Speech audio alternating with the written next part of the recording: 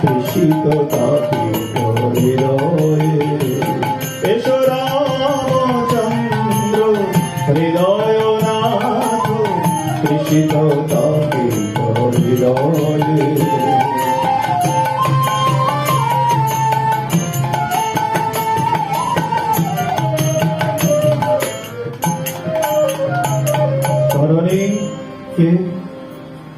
কে আমার চিত্তকে চঞ্চল করলে গো? এ কার কণ্ঠস্বর? আমার কণ্ঠস্বর। ও সুবিজ্ঞ মন্ত্রী সারণ, তুমি তুমি আমায় ডাকলে? না, এ ডাক আমার নয়। যদিও কণ্ঠস্বর আমার, এ ডাক তো জ্যৈষ্ঠতা তো রাবণের। তোমায় ঘরে একবার রাজসভায় যেতে হবে তরণী। কি বললে মন্ত্রী, বল কি বললে?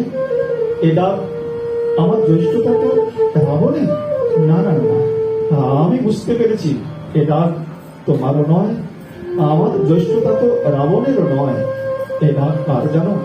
আমি এতক্ষণ বসে বসে যাকে ডাকছিলাম, আমার মন বলে এ ডাক কার। হ্যাঁ, আমি তো তার কাছে যেতে চাই, সে রামের কাছে যেতে চাই। নয়ন ভরে তাঁর বিশ্ব ভোলা রূপ দর্শন করতে চাই। তারই পরের পবিত্র মানে প্রাণত্যাগ করে এই কদর্য রাক্ষস কুল থেকে মুক্তি পেতে চাই। না না, আমি বিলম্ব করবো না। চলো চলো মন্ত্রীবর, আমি এক্ষুনি রাজসভায় যাবো।